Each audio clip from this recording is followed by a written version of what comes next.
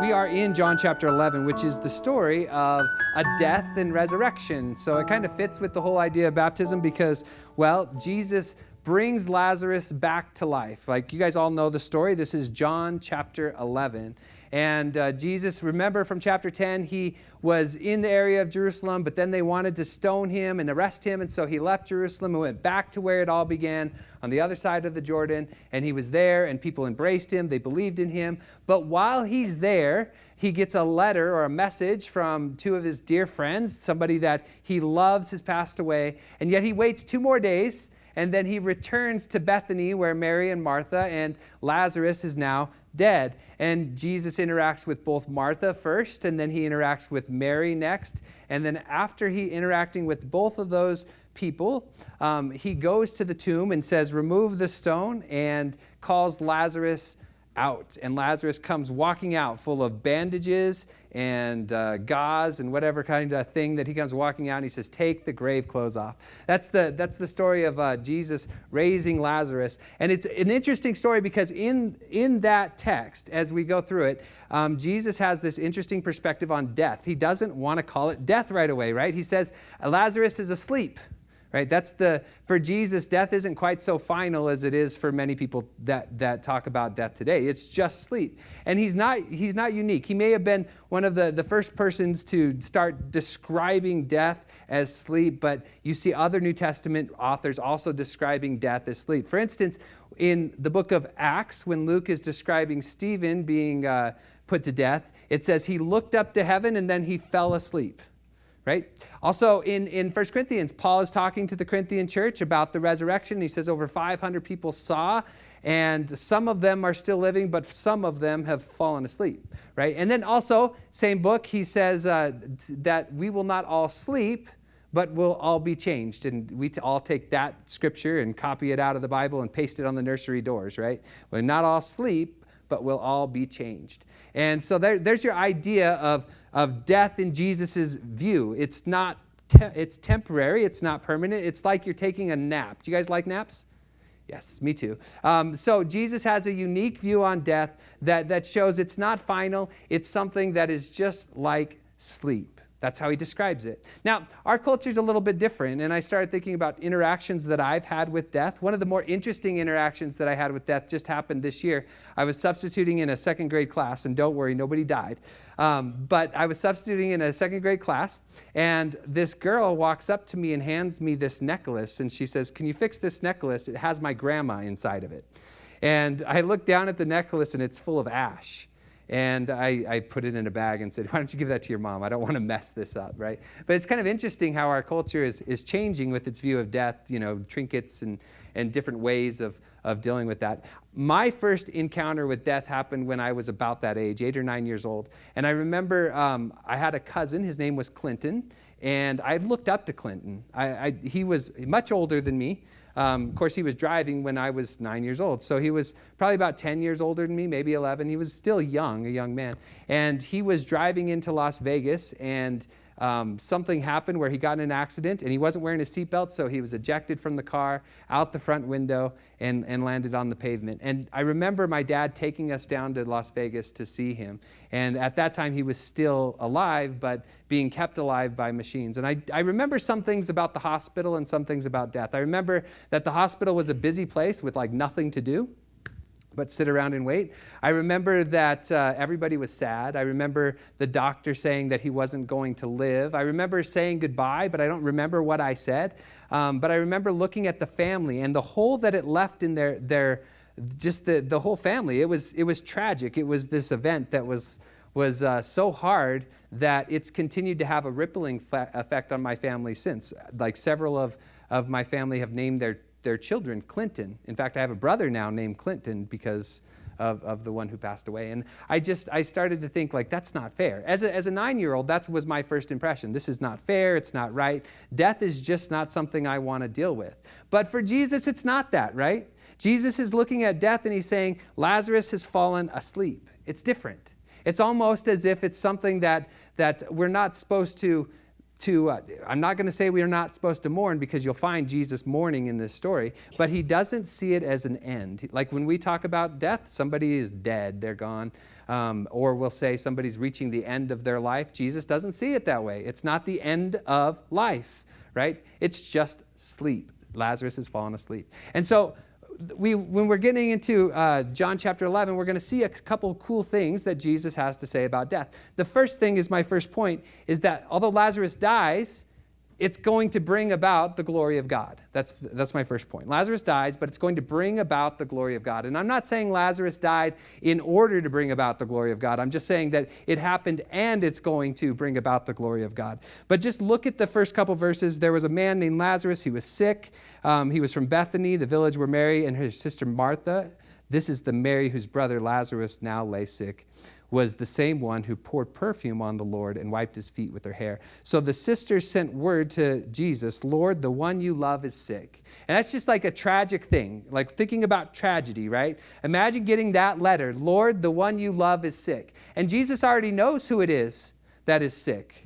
He already knows that it's Lazarus. And he says this, the sickness will not end in death. No, it's for the glory of God, so that God's Son may be glorified through it. Like, here's the thing that we have to hold on to when considering the sleep that we all have to expect one day, right? God is going to be glorified through it.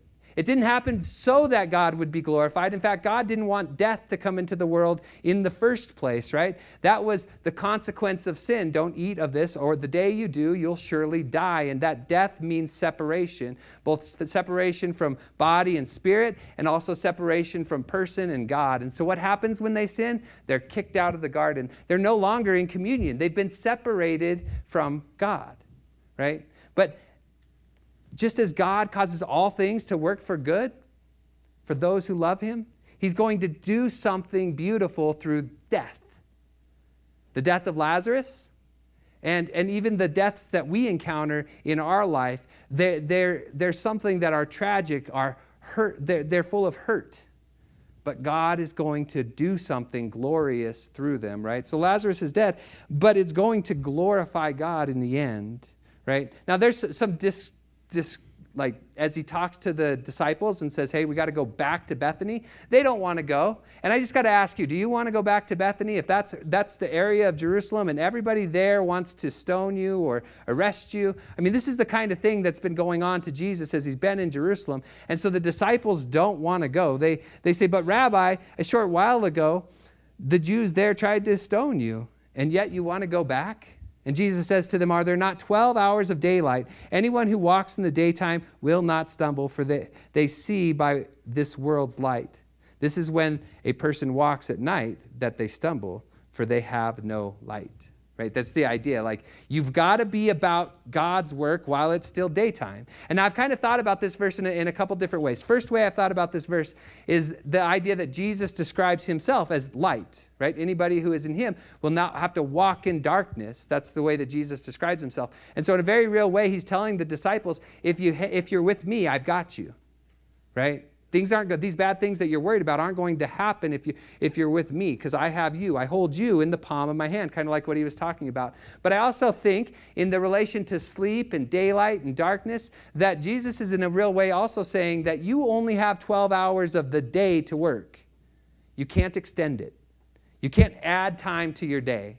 And it's time to be about God's work today. Even though we all know, right, that night is coming. It's appointed every man to die once, and then we'll face judgment. But the question is, are you working today? What are you doing with the times and the hours of the day? And so Jesus points that out. Like, we have to be about our Father's business when it's daylight. And that's when he tells them in verse 11, our friend Lazarus has fallen asleep, and I'm going to wake him. Of course, they don't understand. That's common in the Gospel of John, that Jesus will say something in a very literal way, and they won't understand it. Think back to Nicodemus. Think back to the other disciples. And now it is here with sleep. And by the way, if he falls asleep, he's going to wake up, right? And that's how we should feel about death. Is if you fall asleep, you're going to wake up. But Jesus has to be really clear with them, and he says to them, Lazarus is dead. That's what he's talking about. So although we're talking about it as if it's sleep, as if it's just something temporary, there is a very clear word that Jesus puts on it, dead. And we've all experienced death at some point, right? Maybe I should have made that my question, but I didn't want to bring down the service by all of you guys talking about the sad moments in your life. But I know that death has touched each one of us in some way or another. And if it hasn't touched you, if it hasn't been something that's been real in your life, it's just because you haven't lived long enough life yet. I'm really clearly only talking to my two boys, right? You haven't lived a long enough life yet to really grasp the effects of the hardships of death. It's awful. It's not something that we look forward to, right? I mean, Paul kind of did. To be absent from the body was to be at home with the Lord. And I wish I had that kind of confidence, the kind of confidence that Jesus has. He's just asleep, right? But Lazarus is dead, and for your sake I'm glad I was not there, so that you may believe. But let's go to him. And I think that's important. See, there's still something, an element of the disciples' belief that they don't have yet, right? Now, follow the disciples through the book of John, and they've said some pretty amazing things. They've got to witness some pretty amazing things. But Jesus says, it's for your sake, I'm glad I wasn't there so that you might believe. They're missing something. They're missing an important element of who Jesus is. And it's going to be the element that the rest of the book of John is going to be about. Not simply believing that Jesus is sent by God, learned from God, is going to return to God, but also that it's only through Jesus that we'll have life in his name. This is where John is going. The essential aspect that the disciples are missing is they don't quite understand that Jesus is not just Lord of some things, but he's Lord of everything, including death and life. That's what they're missing. And so it's good that Jesus wasn't there, because that's the lesson that he's about to teach them. So let's look at my second point so we can start learning the lesson he wants us to learn. My second point is that Jesus claims to be the resurrection and the life. Now, I say Jesus claims to be the resurrection and the life because this story is flipped from how John has done it throughout the rest of John. Earlier in the book, you always see Jesus working a sign and then explaining the sign, and working the sign and explaining the sign. Example, he feeds 5,000, and then he says, I'm the bread of life. That's how this works. This is different because now Jesus is going to make a claim about himself, and he'll back it up by his act later, right? So he says to Mary when he arrives, now listen to what it says in verse 17, on his arrival, Jesus found Lazarus had already been dead or in the tomb for 4 days. And so we know, just looking at that verse, I'm skipping over a lot. I don't want to, not get through this whole story because it really fits together. But just so you know, he's really dead. This idea of 4 days and emphasizing 4 days is so John makes sure that you get the point. This guy's been dead for a while, right? And so Martha goes out to meet him. And listen to what Martha says in verse 21, because I think it's the cry of the Christian heart as we encounter tragedy. Here's what she says, verse 21, Lord, Martha said to Jesus, if you had been here, my brother would not have died. But I know even now God will give you whatever you ask. Do you hear in her words a little bit of anger, maybe? If you'd only been here, Jesus, this wouldn't have happened. A little bit of frustration because Jesus was somebody that she loved, and he obviously loved them because the text says it 5 times in there, right? John really wants us to know that these are people that Jesus loves. And yet, though they trusted in Jesus, they still had to encounter a tragedy. Do you feel that in your life?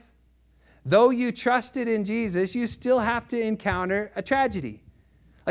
Just because you believe that Jesus is the Messiah doesn't mean bad things aren't going to happen. Just because you believe that doesn't mean that you're not going to have to encounter death, or that somebody close to you isn't going to pass away, or that you'll go through tragedy yourself. And yet we still continue to kind of cry out with a little bit of blame added in there. God, if you'd have only been there. Jesus, if you'd have only been there, this wouldn't have happened. Right? And I think of the early church who watched their family members be persecuted and put to death because of their faith. Thinking, God, if you're only there, if you were only there, this wouldn't have happened. We see them crying out from beneath the altar in Revelation. Just let justice come, God. Right? The idea is, we can fit with this. We can fit with this idea that we encounter tragedy in our life and we just wish Jesus was there to stop it all. But that's not what he promises. And in spite of the fact that she's encountered something tragic, look at how she reaffirms her belief and says, but I know even now God will give you whatever you ask. In spite of tragedy, she still has faith in Jesus. That's the kind of faith that we should be going for, right? Jesus says to her, your brother will rise again. And this is just like, we've been to funerals. How many have been to funerals?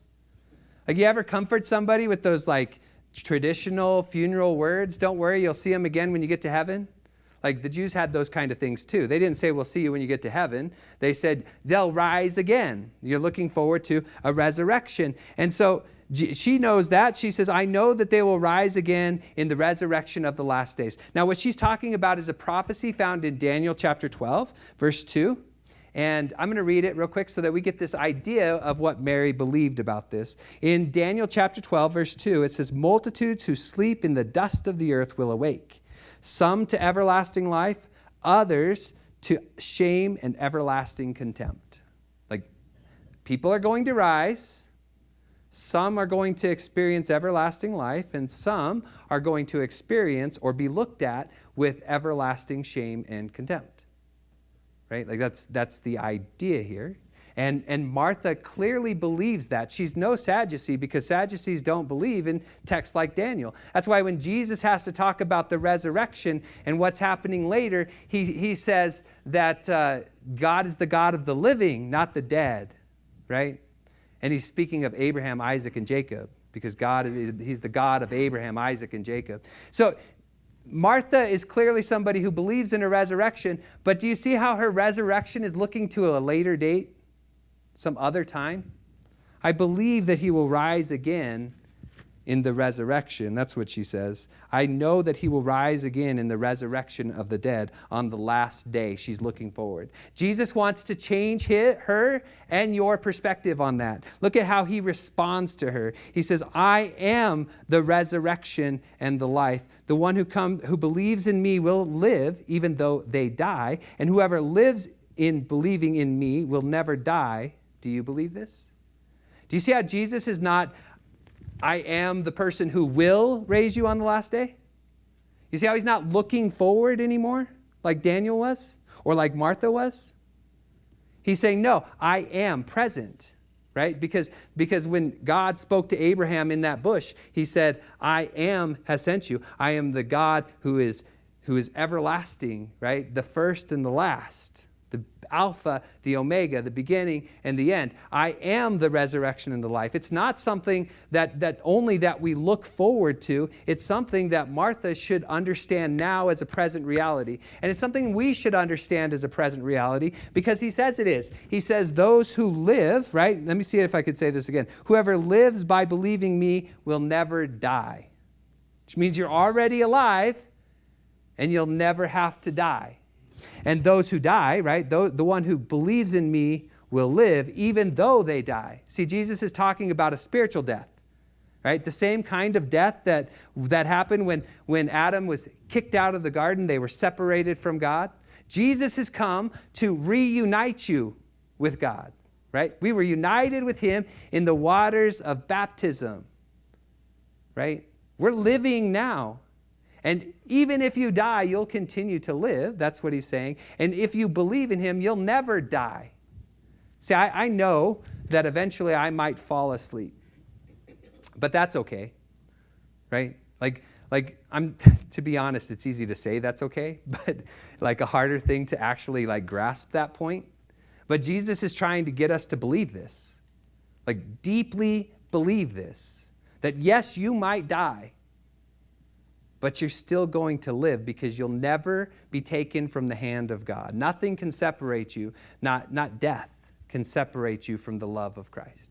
Jesus is the resurrection and he is the life. And he asked the question, same thing that he was bringing up to the disciples, do you believe this?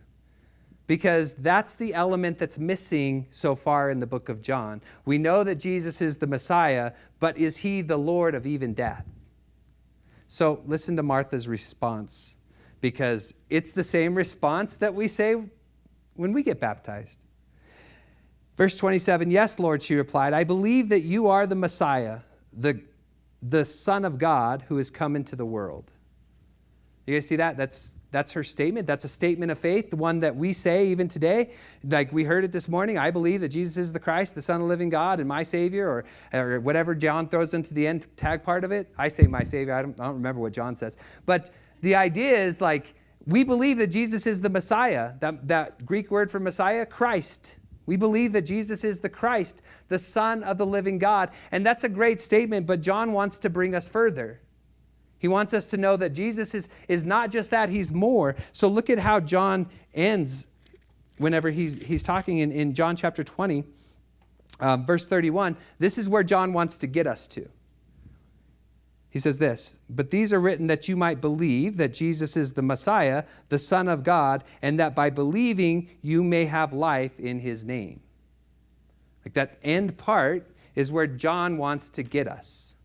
It's where Martha is almost. I believe that you're the Messiah, the Son of God who's come into the world. It's where the disciples were. They believed that Jesus is the Messiah, but they need to, in believing, have life in his name. That's where we got to go to. That's where this story is going to take us. So Martha says that. I believe that you're the Messiah, but Jesus wants to show just how powerful he actually is. Let's go to the next conversation. My next point is Jesus weeps over the effects of death. So I've described death as something that we should have a different viewpoint of, right? It's not final. It's like sleep, right? And if you sleep, you'll surely wake because Jesus is present, the resurrection and the life, right? We have a connection with God that not even death can separate us from. But Jesus even shows that though we have a different perspective on death, it's okay to be sad. It's okay to be hurt. And so this interaction comes with Mary, and you'll always know Mary because she's always at the feet of Jesus, right? Always at the feet of Jesus. Like when she washes Jesus' feet with his hair, when you meet her in Luke chapter 10, Martha's over there working, doing all the work, and Mary's just sitting at Jesus' feet listening. And here again, where do you think Mary's at? Jesus' feet. So she comes out to meet Jesus, and this is verse 32. It says, when Mary reached the place where Jesus was, she saw him. She fell at his feet and said, Lord, if you had been here, my brother would not have died. Who else said that? Martha said it. It's the same statement. You know, I was kind of thinking through this, like, have you ever talked about something so much you start repeating the same things over and over again? Like, and then if you're with somebody a long time, like I'm with my wife a lot, and sometimes we'll say the same things, like just in different, like, and it's clear that you've talked about that, right? Now, sometimes she never agrees with me, but that's okay. The point I'm trying to make is that Mary and Martha were so, like, you can see in their statement, the fact that they said the same thing, that they had been together hoping that Jesus would show up before this happened. And saying, maybe Jesus might show up before we encounter this tragedy. Maybe Jesus might show up before our brother dies. And then they were together talking about it when Jesus didn't show up. Now, by the way, Jesus leaving, even when he got the message, would not have stopped Lazarus from dying. Because it's a one-day journey to where Jesus was at, a one-day journey back, and Jesus waited 2 days, and he's been in the tomb 4 days. Jesus was not the cause of her death, of Lazarus' death, but he's going to be glorified through it. But you can see during that 4 days that Mary and Martha were together, and they were hoping together, and their faith was together, that if Jesus shows up, something might happen, but Jesus wasn't there. And so that's why they come and say, Lord, if you had been there, this wouldn't have happened. And once again, we're reminded of all the tragedies that we've gone through in life that we hope that Jesus would have been there. But I just want you to know that even though he's not there at that moment, doesn't mean that he can't work that for good. See, that's what's going to happen in this story. They don't see it yet, right? But that's what she says. Lord, if you had been here, my brother would not have died. But Jesus sees her weeping. That's verse 33. And when he saw her weeping, the Jews who had come along with her also weeping, he was deeply moved in his spirit and troubled. Where have you laid him? He asked. That word, like I spent some time thinking about what it means to be deeply moved in the spirit and troubled. And really what it boiled down to is he was moved in a way that he felt it on the inside, a sadness that might have turned his stomach. The troubled word kind of relates to anger. Like he saw the enemy that he had come to defeat, the consequences of the enemy that he had come to defeat, sad and weeping in front of him, and it made him angry. It made him troubled. It stirred his stomach so much that he wept. And that idea of weeping also isn't like a small tear that comes out of his eye. Jesus showed us that it is okay to be sad when we encounter tragedy. He showed us that it's okay to weep over death, because death is something that, although it's fair, the wages of sin is death. I didn't understand that as a 9-year-old, right? Although it's fair, it's tragic, it's hard, it hurts. You see the effects of death in this world, and you know that that is not the world that God created it to be. You see the effects of sin. And Jesus saw it, and he wept. And his weeping pointed to his love of Lazarus. So the Jews see him, and they say, look at how much he loved him. Right? And that's my point, if I didn't say it. Jesus weeps over the effects of death. He sees the effects of death, and he weeps over it. He's saddened by it. My next point is Jesus proves his claim that he's the resurrection and the life, right? He proves his claim that he's the resurrection and the life. And this is so great, because although there's so much build up to this story, the story itself only, it's a couple verses, right? It's a beautiful miracle, but it's not very long. Here's what happens. Jesus, once more deeply moved, came to the tomb. It was a cave, and a stone had been laid across the entrance. So see, Jesus is standing face to face with the enemy that he comes to defeat. He's looking at the tomb. And here's what he says. Take away the stone, he said. But Lord, said Martha, the sister of the dead man, by this time there's a bad odor, for he has been there for 4 days. Now, I don't have time to read it to you, but you should read it out of the King James sometimes. It says, by this time he surely stinketh. Right? Like by this time he surely stinketh. And I would probably agree with them. That's 4 days in the tomb. He surely stinketh. Right? And what I want you to see is the kind of faith that Martha has. Because it's not a faith that is not active. She's got to be obedient, right? Because Jesus, after she says, surely he stinketh. We shouldn't do this. Jesus says to her, didn't I tell you that if you believe, you will see the glory of God? This event is going to lead to the glory of God.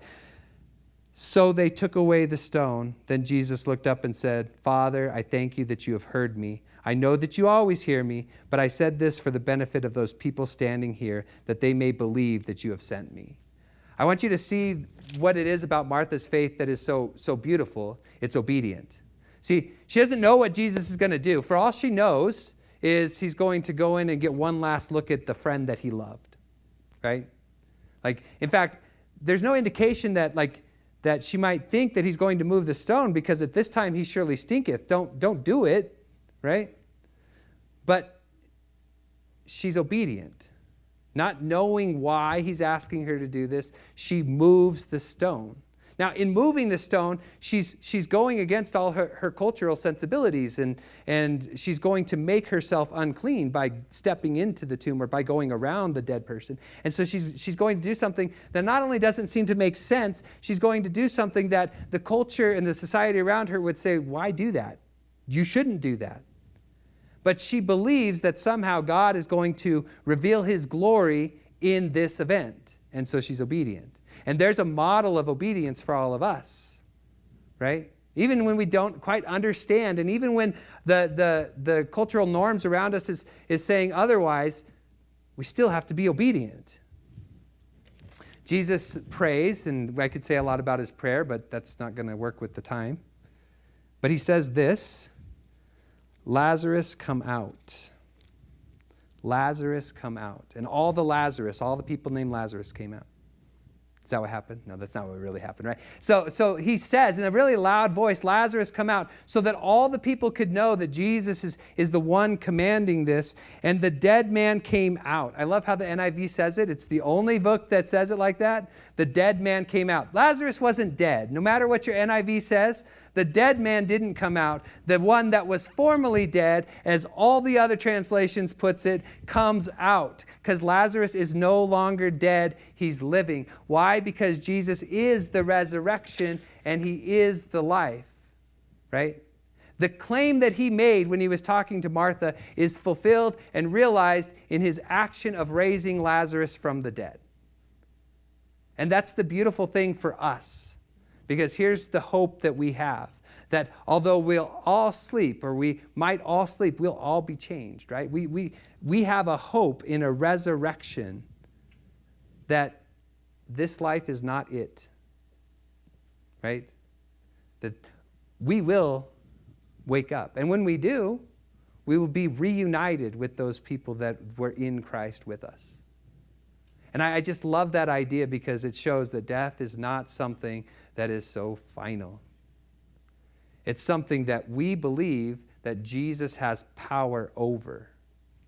And that's the wonderful thing about this story. It's kind of interesting. We'll find out at the end of the chapter that this is the event that gets the Sanhedrin together to decide it's time for Jesus to go. So it's an interesting paradox because by giving life, Jesus ends up providing his reason for death.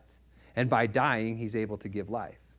Like it's an interesting thing that happens over this next chapter. But we didn't have time to get into it. So the point that I'm trying to make is just a reminder that we have a hope that nothing can separate us from God, even death.